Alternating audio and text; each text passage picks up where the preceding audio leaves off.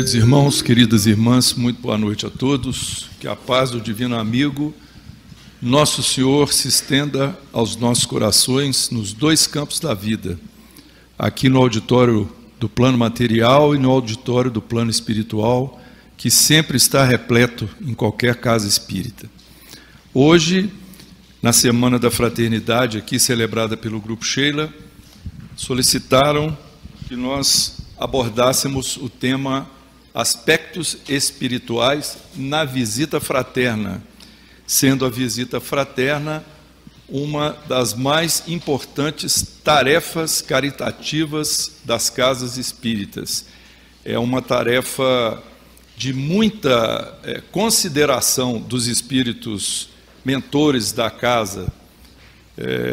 Já ouvimos dizer que o Espírito Zé Grosso considera essa tarefa uma tarefa magna, pela amplitude, pela magnitude, pela extensão dos seus efeitos e pelos benefícios que ela promove para todos os ambientes, para a instituição, para o lar, para o tarefeiro, aquele que participa, para o visitado. Então nós vamos falar um pouco a respeito disso, e para nos inspirar, colocamos ali uma mensagem do Espírito Camilo Chaves. O Camilo Chaves, ele foi presidente da União Espírita Mineira.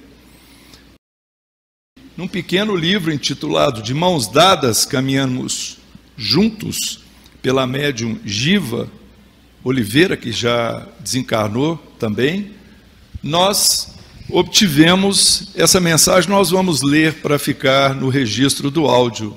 Alegrai-vos, irmãos, por já deterdes a condição de cumprir deveres, a criatura de progresso incipiente, o Pai não entrega obrigações das quais não pode desincumbir-se. Vezes muitas reclamais contra o peso dos encargos que vos curvam os ombros, esquecidos de que, se o Criador vos delega deveres, concede-vos também os meios para realizá-lo com proveito. Buscai a análise sincera dos ônus que vos são cumulados e vereis que todos eles são sempre e felizmente viáveis. Agradecei, pois, as tarefas que vos são cometidas. Agradecei a confiança que Deus deposita em vossas possibilidades de lutar e vencer. Sois os escolhidos. Não vos negueis as oportunidades de trabalhar e triunfar. Recebestes um mandato de amor, cumpri-o e alegrai-vos. Paz. Isso serve para nós em todos os âmbitos de nossa vida, não apenas nas tarefas caritativas das casas espíritas, mas como nos ambientes dos lares, das escolas, do trabalho, em qualquer ambiente que a gente tiver essa filosofia de vida, nós haveremos de lucrar. Bom, se nós falamos de visita fraterna, nós estamos direcionando a visita para pessoas consideradas enfermas, doentes. Então nós temos que entender a extensão do conceito do que seja saúde e do que seja doença, principalmente considerando as questões espirituais. Normalmente a gente se limita aos assuntos materiais, é ir ali na farmácia, comprar um remédio, ir no médico, pegar a prescrição, coisas do gênero, mas aqui nós estamos num ambiente altamente espiritualizado, então nós precisamos compreender esses conceitos. A Organização Mundial da Saúde, OMS, ela define doença como estado completo de bem-estar físico, mental e social, e não meramente ausência de doenças. Então, no âmbito da Organização Mundial de Saúde, a definição de doença de saúde vai muito além da nossa esfera física, vai também no campo mental e social. E nós precisamos incluir a parte espiritual com muita segurança. Então, a doença seria falta ou perturbação da saúde, vícios, problemas de ordem social, desnutrição, desajustes familiares, conflitos, violência e o estado da alma. E o ser humano, nós Nós somos um conjunto de algumas coisas. Nós somos a união de princípios evolutivos. Basicamente, 3 princípios: material, vital e inteligente. Princípio material é o nosso corpo físico, é a matéria de que nós somos constituídos. E ainda no campo do que seja material, nós podemos incluir o nosso perispírito, o nosso corpo astral, o que liga o princípio inteligente, que vem do espírito, é o principal atributo do espírito, é a inteligência, com o corpo material. Então, o que é o espírito? O livro dos Espíritos explica que não tem como definir o espírito fisicamente, é como se fosse uma centelha, uma chama, mas o principal atributo do espírito é a inteligência. Então nós temos um princípio espiritual, temos um princípio material e temos também um princípio vital, que é justamente essa energia que produz a vida em nós e em todos os seres vivos. E o princípio, ele vai aos poucos esvanecer, como uma bateria que está perdendo a carga e ela vai zerando ali, né? Uma lanterna acesa, ela vai aos pouquinhos minguando ali a luz até terminar o princípio vital. Então, muitas vezes, nós até podemos chegar a considerar um indivíduo morto, mas ele ainda tem um resquício de princípio vital que está deixando o corpo, que está diluindo. Então, nós somos essa complexidade de princípios, e temos de constituição espírito, perispírito, que é isso que liga, né, o espírito ao corpo, que nos dá forma no campo espiritual. Quando o médium vê no campo espiritual um espírito, bate o olho e fala assim: eu vi um espírito. Ele não viu o espírito, ele viu o perispírito do espírito. O espírito não é visto, sempre é o perispírito. Então, a saúde plena implica que tudo deve estar saudável: o espírito, o perispírito e o corpo físico. E no encarnado, a doença, ela se refere então ao corpo e à mente. E no desencarnado, a doença, ela se reflete em remorso e culpa. Porque o desencarnado está no campo espiritual com o seu princípio inteligente e com o seu corpo material psicossomático, que é o perispírito. Então, as suas necessidades, as suas lembranças, isso que o nosso irmão estava relatando a respeito do passado, do presente, tudo isso vai interferindo com o estado de bem-estar, de saúde ou de enfermidade do desencarnado. Então, a dor física produz sensações e o sofrimento moral, que é isso que nós estamos falando aqui, remorso e culpa, vai produzir sentimentos. Então, olha só, quando nós pensamos na nossa alimentação para que a gente mantenha um corpo saudável, nós temos aqui o corpo físico, uma série de alimentos. Esses alimentos são consumidos por nós. Parte dos alimentos e de sua energia fica no próprio corpo, no organismo físico, e uma parte nós deixamos lá na casinha, né? Nós não precisamos dela, a gente evacua, vamos dizer assim. Mas existe também um processo de alimento espiritual que é importantíssimo para a nossa vida. O alimento que é do espírito e da alma, nós colocamos aqui um símbolo de uma pessoa falando ou um livro, ele é absorvido normalmente através da nossa audição e através da nossa visão. Ouvindo as pessoas e vendo os acontecimentos, nós nos alimentamos espiritualmente. A gente carrega informações que vão gerar em nós certos sentimentos, que podem levar a um bem-estar ou podem nos levar também à enfermidade. Determinadas impressões que nós temos, elas são ruins para nós. Então, quando nós usamos o livre-arbítrio para escolher um alimento a ser consumido, uma fruta, um grão, uma proteína, nós estamos selecionando ali algo que faz bem ao nosso corpo.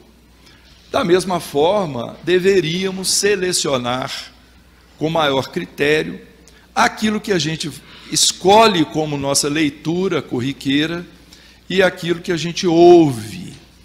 Então, nós perguntamos, pessoas que gostam de ouvir maledicências, pessoas que gostam de ouvir notícias da vida alheia que não vai ser útil para nada, estão carregando o seu corpo astral com vibrações negativas. Muitas pessoas, acredito eu, aqui da psicografia, que sai pela casa na instrução da Receita, provavelmente os espíritos indicam, ler o livro tal, ler um livro do André Luiz, ler um livro do Emmanuel, e às vezes os espíritos recomendam assim, façam sempre uma prece, ou leiam uma página antes de dormir, antes de adormecer. Por quê? Para ficar com uma boa impressão, uma impressão de algo altamente positivo, para que no momento do sono, que é quando o nosso espírito sai do corpo, e isso acontece com todos nós, não fiquem pensando que nós ficamos dormindo e o nosso espírito fica lá dentro da casinha quietinho, porque não é isso que acontece, não. Existe o processo de desdobramento, e o desdobramento faz com que nós demos as nossas voltinhas por aí. E aí nós encontramos com pessoas no campo espiritual, nós percebemos ambientes, nós podemos ter boas companhias no campo espiritual ou termos más companhias. Vai depender justamente do tipo de alimento que a gente está acostumado a procurar para nós em termos espirituais. Então, muitas vezes, nós somos muito trabalhadores no campo espiritual durante o sono, a gente descansa o corpo e o espírito está trabalhando. Ou nós estamos visitando ambientes que não são bons para nós, por conta do nosso livre-arbítrio e das decisões que nós estamos tomando como encarnados. Então, olha só, colocamos aqui um trecho do Emmanuel, quando ele diz aqui no livro Caminho, Verdade e Vida, a respeito da reencarnação, porque a reencarnação é para nós um objeto muito importante de aprendizado na doutrina espírita. Sem encarnação, fica difícil explicar felicidade, vida futura, progresso. É muito complicado explicar isso aí sem aceitar e entender a reencarnação. Então, o Emmanuel fala aqui, ó, a reencarnação é lei universal. Sem ela, a existência terrena representaria turbilhão de desordem e injustiça. À luz de seus esclarecimentos, entendemos todos os fenômenos dolorosos do caminho. Não explicou o nosso irmão como que o passado interfere na nossa vida presente e que o presente vai puxar o determinismo em muitas ações do nosso futuro? Aí, entre os homens, o criminoso é enviado a penas cruéis, seja pela condenação à morte ou aos sofrimentos prolongados. A providência, todavia, corrige amando, ou seja, Deus age diferente. Não encaminha os réus a prisões infectas e úmidas. Os réus somos nós, com nossas culpas, com os erros que cometemos nas reencarnações. Erros que muitas vezes são de propósito, porque nós temos consciência do erro, e mesmo assim nós continuamos cometendo-os, ou não somos tão culpados, porque a gente não tinha conhecimento dessa culpabilidade, da gravidade do erro. Então não tem como corrigir sem dar nova chance, sem dar oportunidade. Então prossegue Emmanuel. Determina, está falando de Deus, somente que os comparsas de dramas nefastos troquem a vestimenta carnal e voltem ao palco da atividade humana, de modo a se redimirem uns à frente dos outros. Então nós cometemos equívocos numa vida, às vezes não tem como a gente reparar os erros cometidos numa existência, numa encarnação, durante essa própria existência. Daí nós desencarnamos, vamos ser moradores de ambientes que vai estar de acordo com a lei de Deus, com o nosso mérito, mas vai chegar um momento, e pelo tempo que Deus achar que vai ser necessário para que a gente passe por alguma reparação, alguma corrigenda, e depois nós vamos ter que enfrentar outro corpo, em alguma família, em alguma cidade, em algum país, com alguma língua, com recursos que nós não sabemos quais sejam, quais serão. Então nós não podemos pensar que nós todos vamos voltar para o Brasil, para a mesma cidade, como espíritas. Como é que nós podemos determinar isso? Está lá na palavra de Jesus para Nicodemos: o Espírito sopra onde quer. A gente não sabe onde, quando, o que vai acontecer numa reencarnação futura, mas nós podemos trabalhar no presente para que seja algo que nos auxilie, que nos favoreça. Então, por essa fala do Emmanuel aqui na mensagem Vidas Sucessivas, da obra Caminho, Verdade e Vida, nós percebemos a importância das nossas ações nessa encarnação, como que isso interfere com o nosso futuro, e o nosso futuro implica como que estaremos nós no campo espiritual, que está logo ali, está nos esperando a todos nós. Já já nós estamos de volta, não tem como fugir. Já já estaremos voltando para lá, assim como muitas pessoas queridas e como muitos adversários que tivemos nessa vida já estão no campo espiritual. Vamos continuar, nós vamos falar um pouco mais sobre isso, mas por enquanto, como é então a questão da saúde numa visão reencarnacionista? Então, essa explicação do Emmanuel na obra O Consolador, ela é preciosa. Olha o que Emmanuel fala: para o homem da terra, saúde pode significar o equilíbrio perfeito dos órgãos materiais. Saúde é quando a gente não está com dor, não está passando mal, não é isso? Quando a gente está se sentindo bem. Então, geralmente nós pensamos que isso é que é saúde.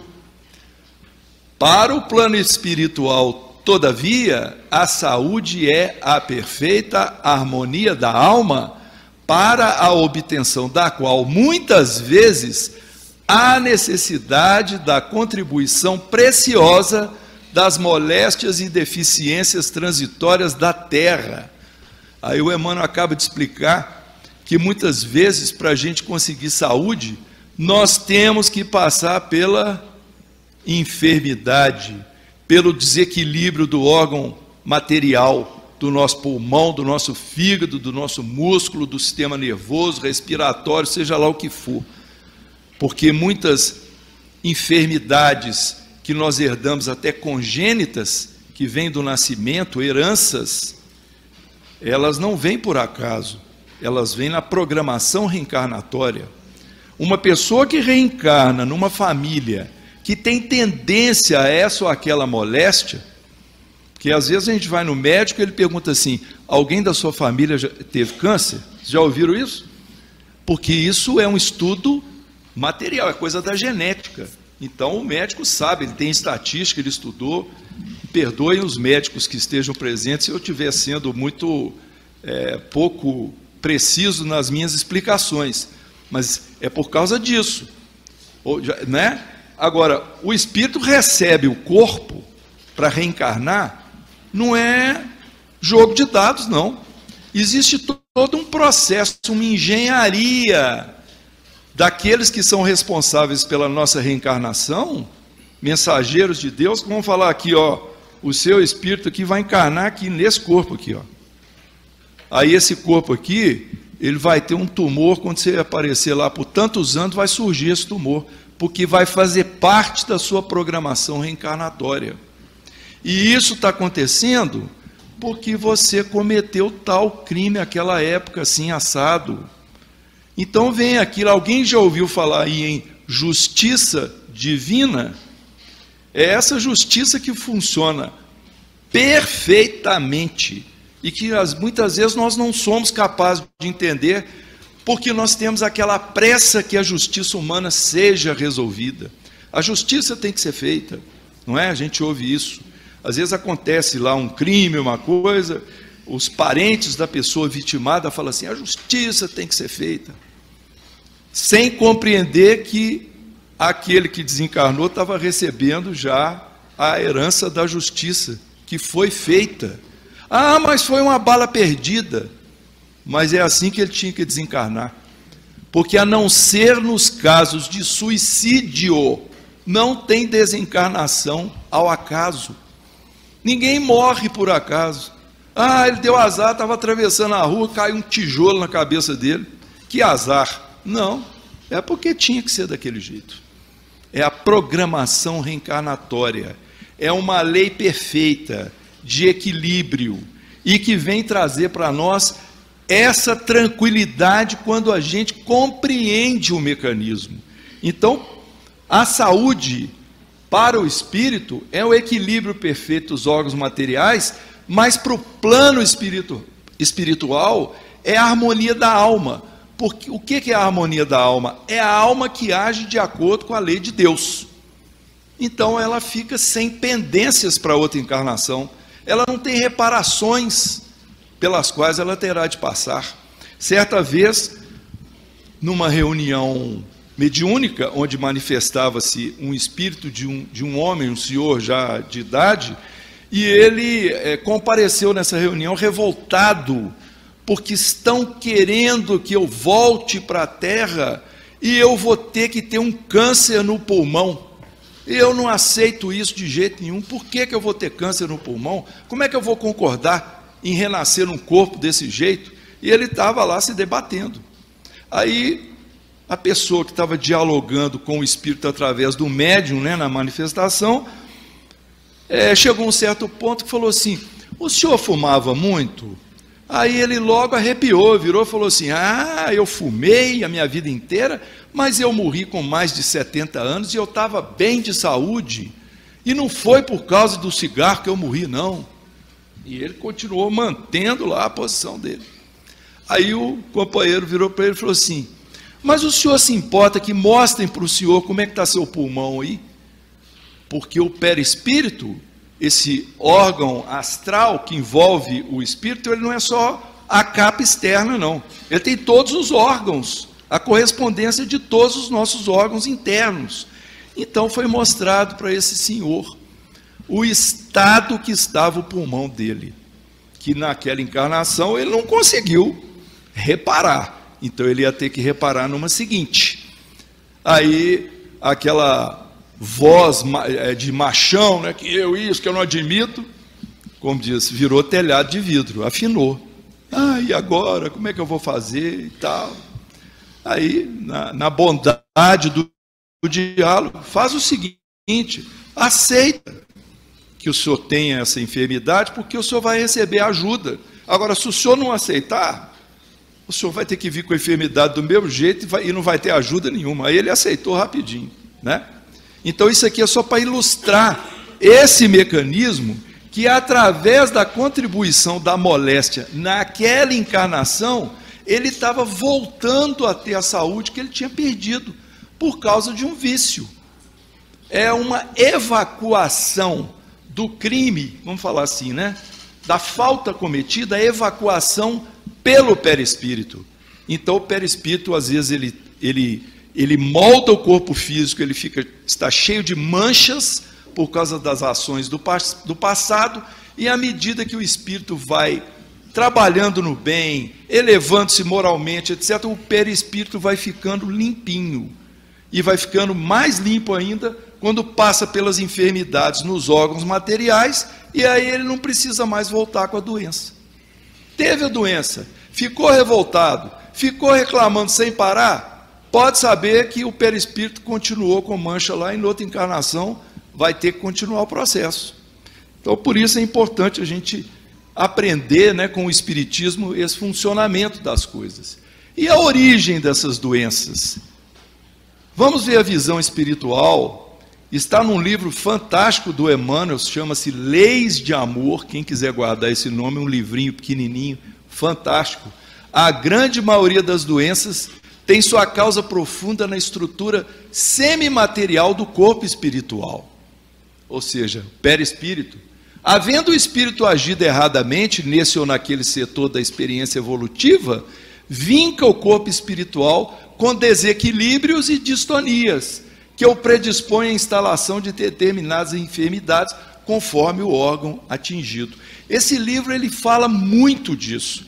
Uma pessoa que cometeu determinada linha de crime ou de falta contra a lei, por exemplo, só para ilustrar, crimes de ordem sexual ou abusos de ordem sexual, a pessoa pode voltar estéril, ela pode voltar impotente, ou não conseguir ter filho.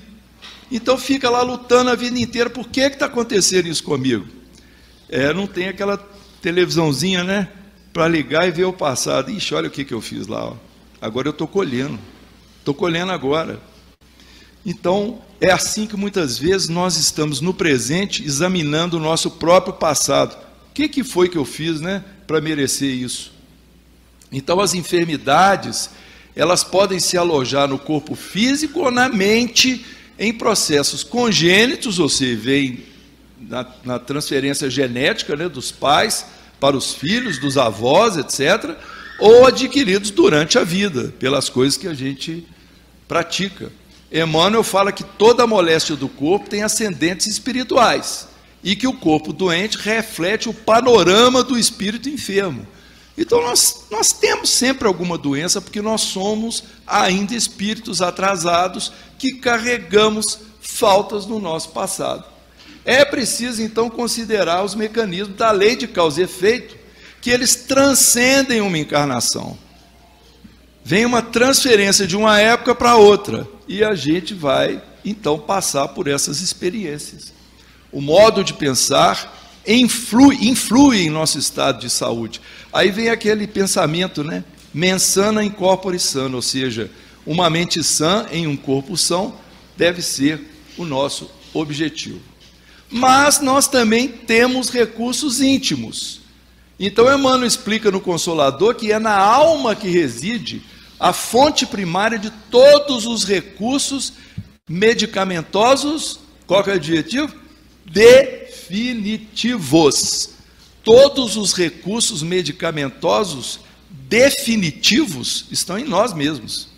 A partir do momento que a gente mudar o jeito de pensar, mudar a nossa conduta diante da vida, que nós começamos a discernir o que é certo, o que é errado, o bem e o mal, e escolhemos a estrada.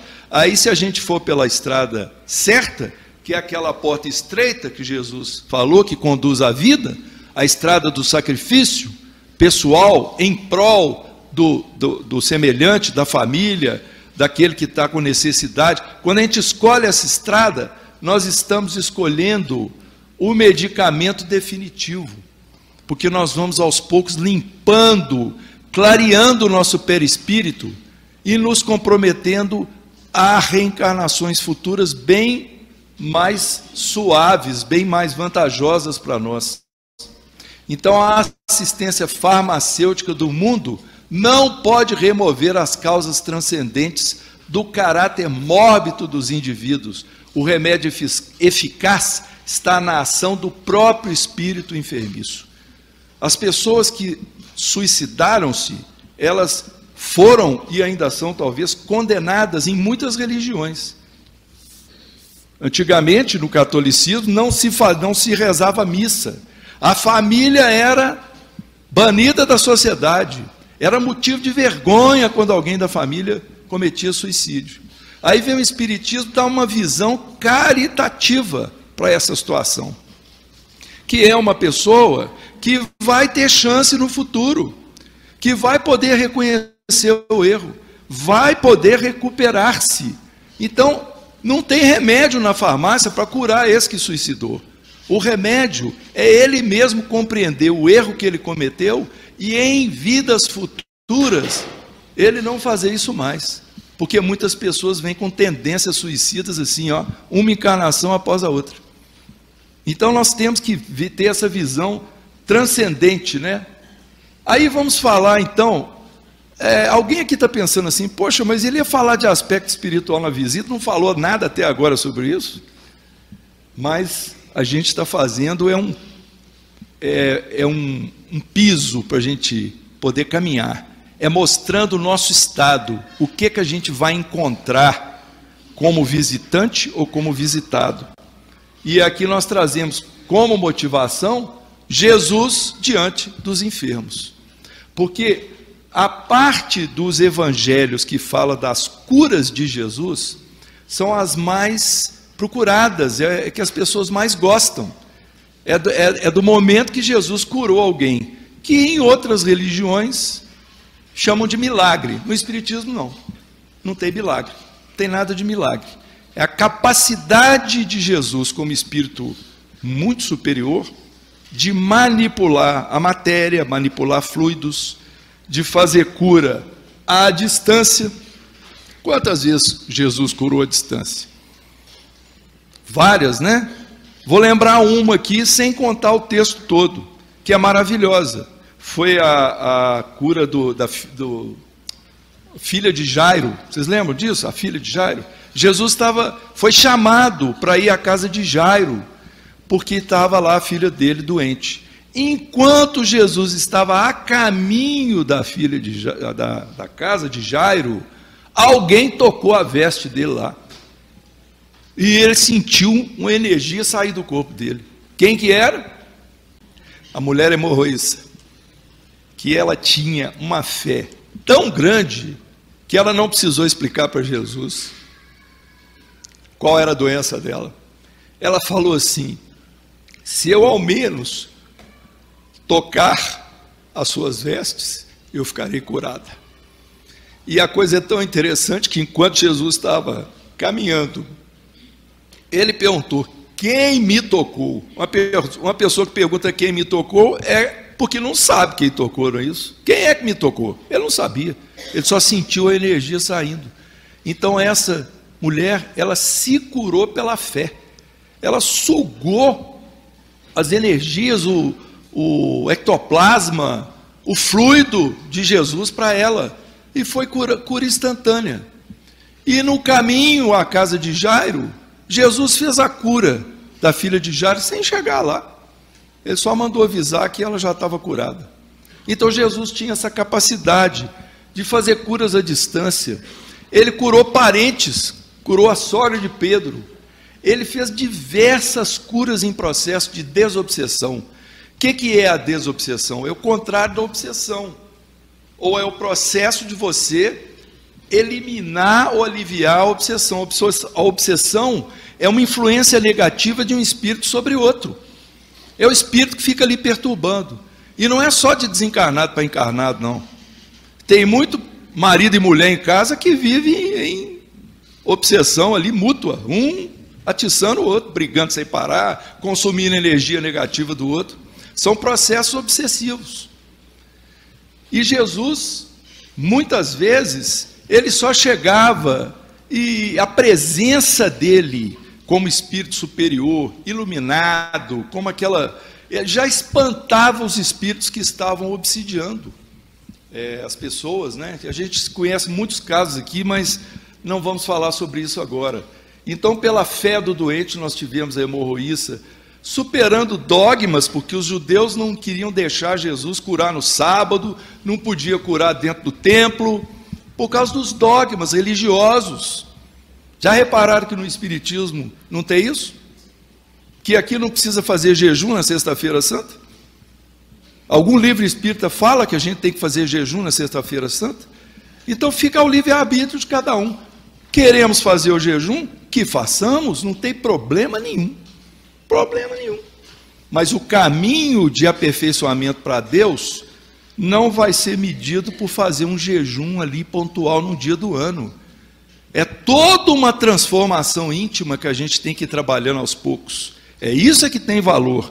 Então Jesus brigava, entre aspas, né, usando um termo errado aqui, com o judaísmo por causa dessa questão dos dogmas, e ele também fez lá, ressuscitou mortos, pessoas que eram consideradas mortas, mas que não estavam mortas ainda, como é o caso do Lázaro, que o perispírito do Lázaro ainda estava ligado ao corpo dele. Então o corpo já estava definhando, o princípio vital estava indo embora, já estava até cheirando mal. Mas Jesus, com uma ordem, com uma prece, trouxe de volta o perispírito, porque tinha ligação pelo cordão de prata, que liga o espírito, perispírito ao corpo. Então, muitas vezes essas coisas que são consideradas milagres, é simples ação de Jesus sobre a matéria. E Jesus ensinou essas coisas, sabe por quê? Porque é para a gente entender que nós também vamos ter capacidade de chegar nesse ponto que ele chegou. Porque Jesus evoluiu do zero, como simples e ignorante, até chegar no patamar de espírito puro.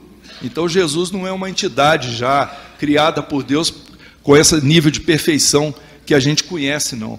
É história de muito tempo atrás, essa evolução de Jesus. Para a gente fazer uma assistência espiritual num lar, nós precisamos de organização.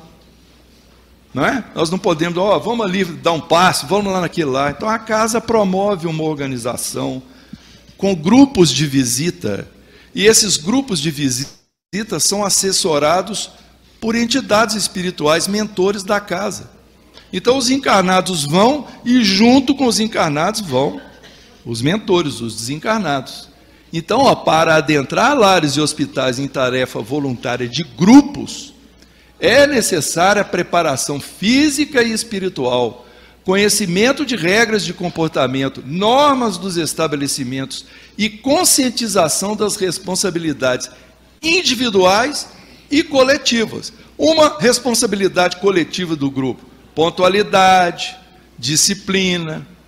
Como é que você reúne para fazer uma visita de passe no hospital e fica o tempo todo conversando sobre futebol, sobre o show da Madonna, assuntos que tem nada a ver com questões espirituais? Então o grupo, quando vai fazer esse trabalho, tem que se preparar com leitura, com prece, com sintonia, porque não está indo só o grupo de encarnados, estão indo os benfeitores espirituais também. Muito bem. Então, quais seriam os objetivos de uma visita fraterna, uma visita para passe no lar? Vejamos: propor um caminho que atenda com coerência e segurança a instituição, os visitantes e os visitados. Porque quando nós vamos a um lar para dar um passe, nós somos representantes da casa espírita, concordam? Eu não posso chegar no lar e ficar fazendo coisa errada lá, porque eu estou indo em nome do grupo Sheila, ou em nome da outra casa espírita. Então, é importante essa representação. O que seria, então, essa visita? Levar esclarecimento e consolo aos visitados sob a luz dos ensinamentos cristãos. Se eu vou levar esclarecimento e consolo, eu vou ter que conversar, falar. Não vai ser só com a minha presença santificada e celestial que as pessoas vai agregar algum valor para elas, né? Eu posso até pôr uma roupa toda branca, esvoaçante, não vai adiantar nada. Precisa saber conversar, ouvir, entender, dialogar, contribuir para a melhoria do ambiente vibracional do lar. O que é o ambiente vibracional do lar? É a soma do que os encarnados estão fazendo ali dentro. Porque às vezes você chega no lar, você abre uma Bíblia, põe ela em cima do piano lá, ela vai proteger minha casa. Acende uma vela desse tamanho, põe lá no canto, vai proteger a casa. E eu passo a semana inteira fazendo o quê? Brigando, discutindo, com ódio, com inveja, com intolerância, com impaciência, com isso, com aquilo. Então o ambiente espiritual do lar, ele não está bom. As vibrações ali, elas estão ruins no campo fluídico do lar, e estão atraindo espíritos atrasados para frequentar o lar. Porque se eu gosto de briga e discussão, tem um monte de espírito que gosta também, e eles aproximam-se da gente pela sintonia com as coisas que a gente faz, com as coisas que a gente pensa. Aí nós atraímos. Por isso que quando a gente vai fazer um culto cristão no lar, é um momento de prece, de estudo. Que tipo de espírito que a gente pretende atrair? Principalmente os benfeitores espirituais, para eles nos ajudarem. E aí vem também alguns espíritos atrasados para estudar junto com a gente. Então é algo altamente positivo que eu faço dentro da minha casa. Da mesma forma, quando eu vou levar ao conhecimento dos visitados uma palavra, eu quero contribuir para essa melhoria, eu vou proporcionar o tratamento pelo passe, eu vou prestar solidariedade a quem está hospitalizado e vou criar oportunidade para as pessoas como nós que chegam na casa e falam assim, eu quero participar desse tipo de tarefa. Então a casa tem que abrir espaço. Você quer ser tarefeiro do Passo no Lar? Vem cá, anota aqui, vai fazer tal curso, vai ler tal livro, você vai entrar na equipe tal e vai por aí afora. Então a dinâmica da visita, na visita a gente tem na casa a seleção do paciente, quantas visitas a pessoa vai receber, durante quanto tempo, né, por quantas semanas. Vai ter o momento do encontro do grupo visitante, nós vamos sair, somos nós 3 aqui, nós vamos sair. A partir do momento que a gente encontrar, o que a gente vai fazer? Como que nós vamos proceder? Como que a gente vai proceder? Antes, durante, depois. Tudo isso precisa ser muito bem trabalhado para que a coisa flua de maneira confortável para os espíritos mentores, né? E a preparação do ambiente local, faremos a prece, a leitura, os comentários. Então a pessoa vai abrir uma página de um livro, Emmanuel, a gente vai ler, vai comentar, vai chamar a atenção para todos, não é? Eu sei, não, todos que estão ali presentes, falar sobre perdão, sobre amor, caridade, paciência, tolerância, uma passagem de Jesus, fazer o passe e o encerramento da visita. Então nós vamos começar com a seguinte pergunta: que tipo de espírito será que tem na minha casa? Será que só tem espírito superior, bonzinho, iluminado, espírito que eu não preciso nem da CEMIG para acender a luz lá, porque o brilho dele vai iluminar a minha casa? Ou será que de vez em quando pode ser que eu esteja atraindo alguma entidade atrasada? Tem muita gente, tem momentos na minha casa que a coisa está desequilibrando, está destemperando, eu não estou conseguindo ajudar a coisa a fluir. O anjo da guarda é uma entidade muito elevada, ela não está muito perto de nós, não. Os espíritos que estão mais próximos de nós para nos ajudar, nós chamamos de espíritos familiares. Não necessariamente foram familiares consanguíneos, mas espíritos que se identificam, sintonizam com a gente, e muitas vezes eles vêm com uma missão de acompanhar a nossa reencarnação inteira. Então é aquela pessoa, aquela entidade que está ali, a hora que a gente pisa na bola, ele fala, ixi.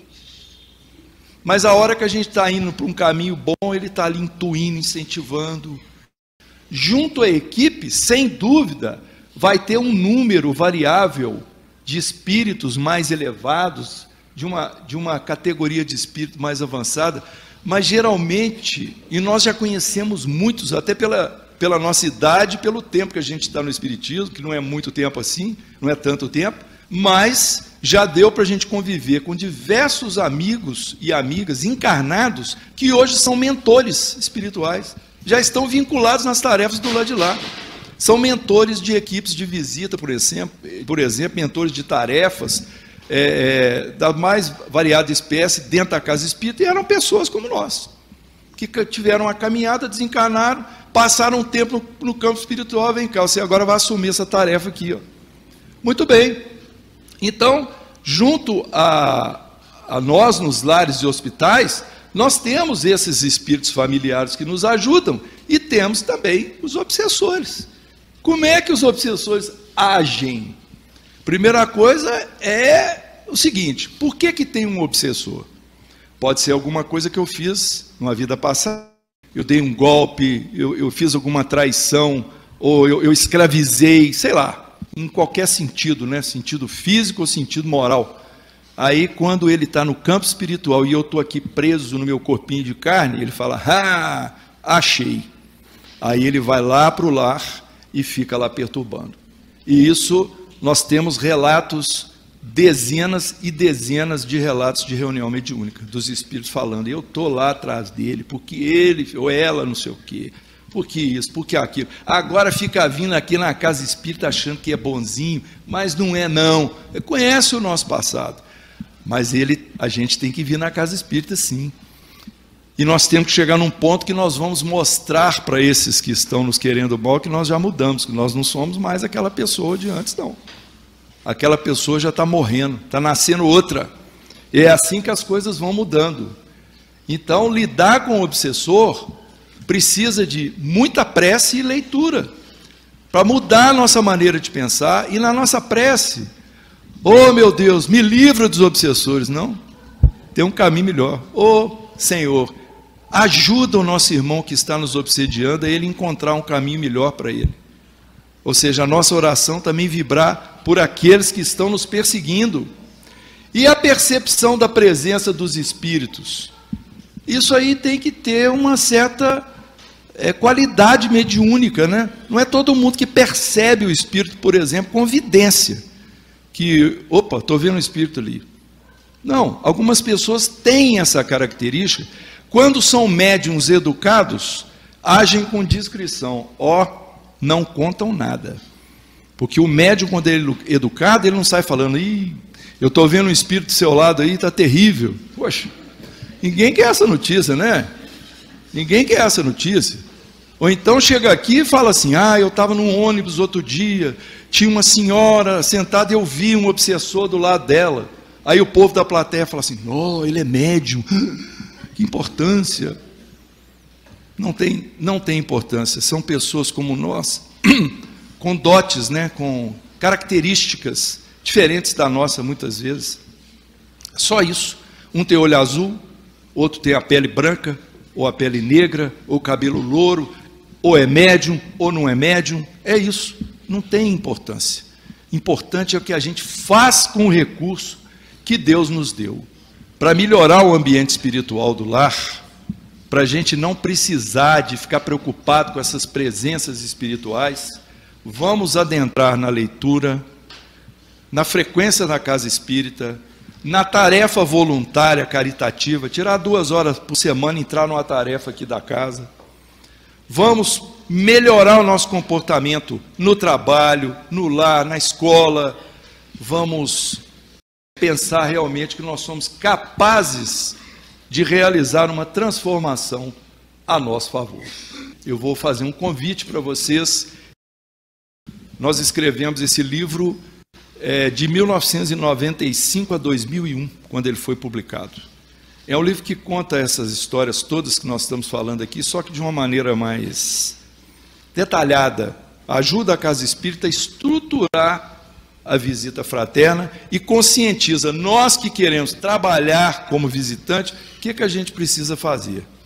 Então é um livro que deve estar aí à disposição, né, na livraria. Não temos nenhuma participação financeira, nunca tivemos com qualquer dos nossos livros, a gente faz e passa para os outros, porque nós entendemos que isso aqui é apenas uma maneira da gente retribuir um pouco do que nos deram oportunidade de aprender. Meus irmãos, então, muita paz para todos, muita energia boa, bola para frente, né? Que a gente merece, não é isso? Jesus nos abençoe.